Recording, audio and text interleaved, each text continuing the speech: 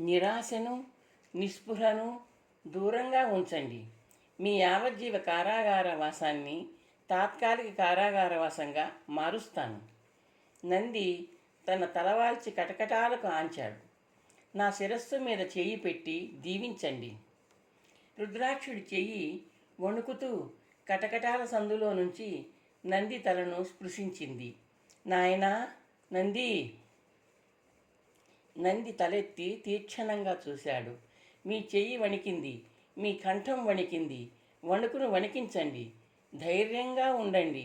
మీ నిర్దోషిత్వం నిరూపించబడ్డప్పుడు ధైర్యంగా, గర్వంగా తల ఎత్తుకోవాలి మీరు. ఆపదలో మనిషి మనసు పాషాణంలా మారాలని మీరే చెప్పారు. రుద్రాక్షుడు అవునన్నట్టు తలాడించాడు. అతని కళ్ళల్లో ఏదో మెరుపు. నాన్న, ఆ లేఖలో ఏముందో నాకు తెలియాలి. రుద్రాక్షుడు తగ్గు స్వరంతో చెప్పసాగాడు. నంది మౌనంగా విన్నాడు. ఈ సాహస కార్యంలో లేఖరి హస్తలాఘం ఉందనిపిస్తోంది. నంది పళ్ళు కొరుకుతూ అన్నాడు. కుట్రలో దాగిన రహస్యం అతనికి తెలుసు. అతన్ని నిలదీయాలి. ఎవరు ఎవరు నిలదీస్తారు? నేను రాజ్యంలోని ఈ కన్నంలో, నువ్వు రాజ్యం వెలుపల బహిష్కరణ శృంఖాలలో. రుద్రాక్షుడు విరక్తిగా అన్నాడు. నంది రెప్పపాటు లేని కళ్ళతో తండ్రి కళ్ళల్లోకి చూశాడు. అతని పెదవులు గర్వంగా కదిలాయి. సృష్టిలో ఏది అసాధ్యం కాదు నాన్న. నంది, ప్రాణాంతకమైన సాహసాలు చేయకు నాయనా. చెమటతో తడిసి ముద్ద అయిన తండ్రి ముఖాన్ని నంది జాలిగా చూశాడు. నాన్న, మీ రక్తాన్ని నమ్మండి. రుద్రాక్షి వక్షస్థలంపై ఉబ్బింది. కుడి చేతిని పైకెత్తి కొడుకుని మౌనంగా దీవించాడు. భటులు నంది దగ్గరగా వచ్చారు. నంది నీరసంగా కూలబడి వీపును నల్లరాతికి ఆంచాడు. అతని వక్షభాగం కొలిమితిత్తిలా స్పందిస్తోంది. తన ప్రయత్నం లేకుండానే తాను నోటితో గాలి పీల్చుకుంటున్నట్టు గ్రహించాడు నంది. శారీరకంగా అలసిపోయాడు. ముందుగా శ్వాసక్రియను నియంత్రించాలి. క్రమ పద్ధతిలో వెలుపలికి వదలాలి. పీల్చుకునే సమయం, వెలుపలకు నిశ్వసించే సమయం ఒక్కలాగానే ఉండాలి. ఆ ప్రాణాయామ ప్రక్రియ తన అలసటను దూరం చేస్తుంది. నంది కళ్ళు మూసుకొని ప్రాణాయామం ప్రారంభించాడు. ఒడ్డును తాకి వెనక్కి వెళ్ళే అలలాగా అతని ఆలోచనలు వెనక్కి దూసుకెళ్తున్నాయి. ఎంత వద్దనుకున్నా కూడా జరిగిందంతా అతనికి గుర్తొస్తోంది. సమీప గతాన్ని, ఆ గతంలోని చేదు అనుభవాలను మరిచిపోవాలని, వాటిని గుర్తుకు రానివ్వకూడదని మానసికంగా తను చేస్తున్న ప్రయత్నం విఫలమవుతుండడంతో నంది ఆ ఆలోచనల దండయాత్రకు వినయంగా లొంగిపోయాడు. తన తండ్రి బంధించబడిన చెరసాల నుండి తనను తోసుకుంటూ నెట్టుకుంటూ కారాగార ప్రాంగణంలోకి తీసుకువచ్చారు. చేతులకి కాళ్ళకి సంకెళ్ళు వేయబడిన తను, పెడరెక్కలు విరిచి బంధింపబడిన తను నిట్ట నిలువున 2 సార్లు బోర్లా పడిపోయాడు. రెండోసారి పడినప్పుడు తన నుదురు చిట్లింది, పైపెదవి చిట్లింది. కసితో తనను పడదోసిన భటులు కసితోనే, కర్కశంగానే తనను లేవనెత్తారు. ప్రాంగణంలో కొంత దూరం వెళ్ళాక తనను నిలబెట్టారు. అప్పటికే అక్కడ ఒక భటుడు బలమైన తాళ్లతో వేచి చూస్తున్నాడు. వెనుకవైపు విరిచి కట్టిన చేతుల్ని అలాగే ఉంచి గొలుసుల్ని తీసివేశారు. అంతసేపు కాళ్ళని చేతుల్ని కలిపి ఉంచిన గొలుసుల నుండి చేతులకు విముక్తి లభించింది. అయితే ఆ విముక్తి తాత్కాలికమే.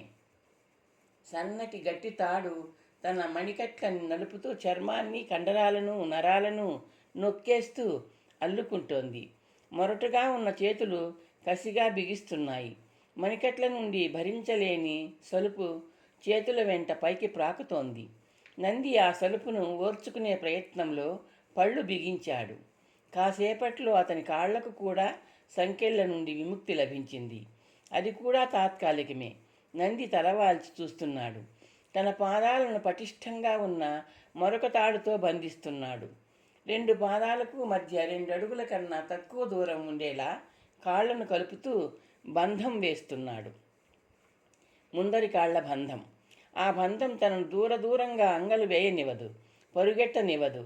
మందలోంచి తప్పించుకుని పంట పొలాల్లోకి పారిపోయే పొగరుమోతు గిత్తల కాళ్లను పశువుల కాపర్లు అలా బంధిస్తారు. మరొక భటుడు తన జబ్బల చుట్టూ తాడును 4-5 వలయాలుగా చుట్టి ముడివేస్తున్నాడు. కాసేపట్లో బంధన కార్యక్రమం పూర్తయింది. దృఢకాయులు సాయుధులు అయిన 2 భటులు గుర్రాల మీద అక్కడికి చేరుకున్నారు. తన జబ్బలను బంధించిన తాళ్ల కొనలను భటుడు అశ్విక భటులకు అందించాడు. పశువును బంధించిన పగ్గాల్లా పొడవుగా ఉన్నాయవి. తనను పశువులాగే బంధించారు. కానీ ఒకటే తేడా, పశుబంధనం మెడ చుట్టూనో ముక్కుతాడుకో ఉంటుంది, తనకు జబ్బలకు ఉంది. అయితే పశువును లాగినట్టే తనను బలంగా లాక్కుపోయారు. అందులో పశువుకు తనకు తేడా లేదు. ముళ్ళు గట్టిగా వేశావా? తాళ్లను అందించిన భటుడిని ఒక అశ్వికుడు ప్రశ్నించాడు, తాడును తన నడుము చుట్టూ కట్టుకుంటూ. 1 కాదు నేస్తం, 3 ముళ్ళు వేశాను. మనది ఉడుముడి, నువ్వు కూడా విప్పదీయలేవు, ఆ భటుడు గర్వంగా అన్నాడు నవ్వుతూ. అశ్వికులు గొల్లును నవ్వారు. వాళ్ళు అధిరోహించిన గుర్రాలు కదిలాయి. తాళ్ళు నడుములకి చుట్టుకున్న పగ్గాలు తనను ముందుకు లాగాయి. కాళ్లను బంధించిన తాడు అవకాశం ఇస్తున్నంత ఎడమగా అడుగులు వేస్తూ తను నడవసాగాడు.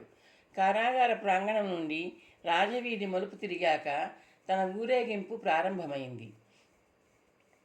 రాజవీధి ప్రారంభంలో 3వ అశ్వికుడు సిద్ధంగా ఎదురు చూస్తున్నాడు. గుర్రం మీద అతని ముందు చిన్న నగారా ఉంది. అది ఎందుకు ఉందో నందికి తెలుసు. చాటింపు. ఆ అశ్వికుడు నగర వీధుల్లో చాటింపు వేస్తాడు. ఆ చాటింపులో రుద్రాక్షుడి కుమారుడు నంది చేసిన నేరాన్ని వివరిస్తాడు. మహారాజు విధించిన శిక్షను చాటుతాడు. అలాంటి నేరాలకు పాల్పడే వాళ్ల గతి ఏమవుతుందో పరోక్షంగా హెచ్చరిక చేస్తాడు. ఆ చాటింపు కామరూప నగరానికి మాత్రమే పరిమితమవుతుందా? రాజ్యం పొలిమేర దాటేదాకా తారసిల్లే పట్టణాలకు పల్లెలకు వ్యాపిస్తుందా? తన ఆలోచనలను భగ్నం చేస్తూ రాజవీధిలో నగారా మ్రోగింది. తన నేరం తనకి లిఖించిన శిక్ష రాగయుక్తంగా చాటబడుతోంది. తాను సిగ్గుతో తలదించుకోలేదు. తను ఏం చేశాడో, ఎలాంటి పరిస్థితిలో చేశాడో ప్రజలు కళ్ళారా చూశారు. తనను చూసి కొందరు జాలిపడవచ్చు, కొందరు నవ్వుకోవచ్చు. తాను ఈ 2 ప్రతిస్పందనలను లెక్క చేయడు. జాలి మూలంగా తనకు ఒరిగేది ఏమీ లేదు. నవ్వులకు మూలమైన ఎగతాళి మూలంగా తనకు తరిగేది ఏమీ లేదు. రాజవీధిలో అశ్వికులు కావాలనే తమ గుర్రాలను పరుగు పెట్టించారు. బోర్లా పడిన తనను నిర్దాక్షిణ్యంగా లాక్కెళ్లారు. ఒక్కసారిగా 2 బలమైన చేతులు బోర్లా పడిన తనను పైకి లేపాయి. తను ఆశ్చర్యంగా చూశాడు. తన మిత్రుడు మానితుడు. మానితుడు నీళ్లు నిండిన కళ్ళతో తన ముఖంలోకి చూశాడు. వస్తాను, నీ కన్నీళ్లు చెల్లాయి కన్నీళ్లు తుడుస్తాను అన్నాడు తను ధైర్యంగా. మానితుడు మౌనంగా చెయ్యి ఊపాడు. చాలాసేపటికి తన ప్రయాణం నగరాన్ని దాటింది. తనను బలంగా విసురుగా లాక్కెళ్తున్న భటులది అశ్వాల మీద సుఖ ప్రయాణం, తనది కటిక నేల మీద కఠిన ప్రయాణం. పల్లెటూళ్లలో పట్టణాలలో తన ప్రయాణం చాటింపు మూలంగా ఊరేగింపుగా మారింది. అందరూ తనను ఆశ్చర్యంగా విచిత్రంగా చూస్తున్నారు. తను సిగ్గుతో తలదించుకోలేదు. ధైర్యంగా చిరునవ్వు నవ్వలేదు. నవ్వితే జనం తనను పిచ్చివాడు అనుకుంటారు.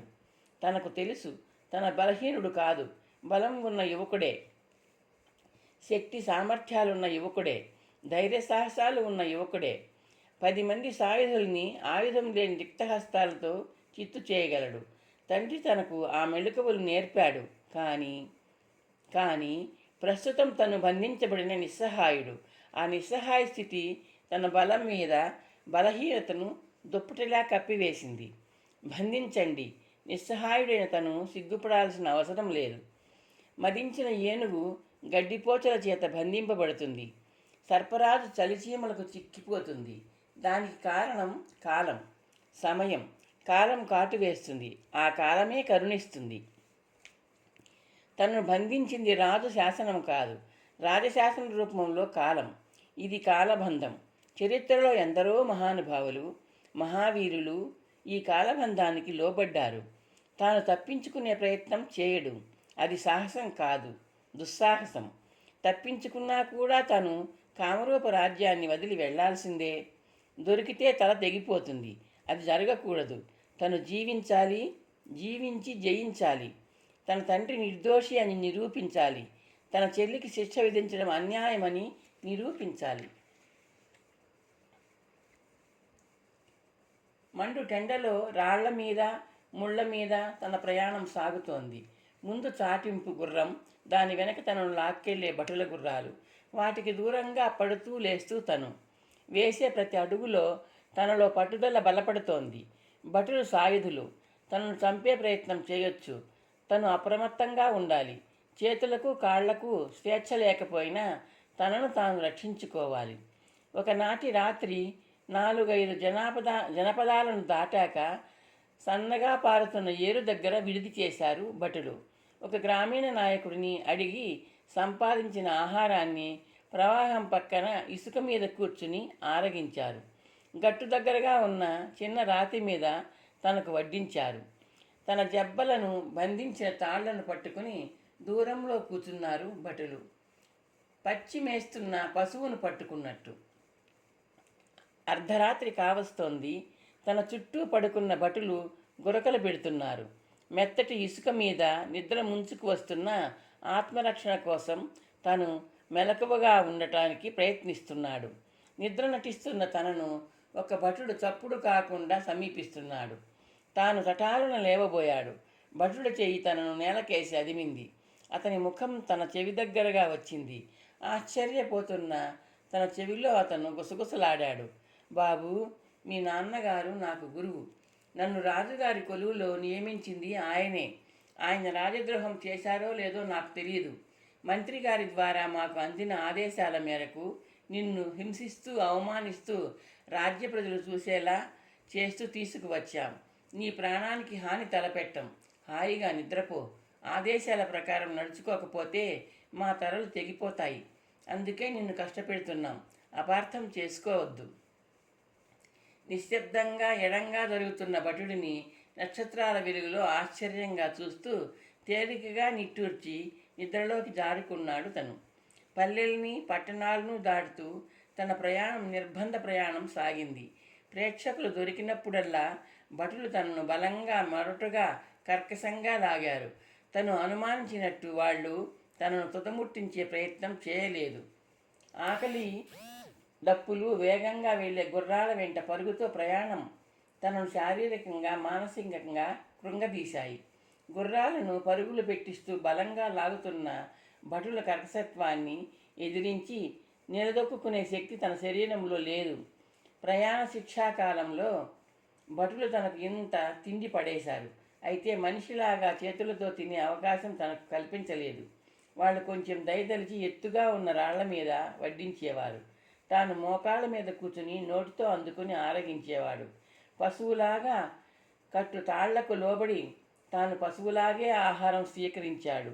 నీళ్లు కూడా అలాగే.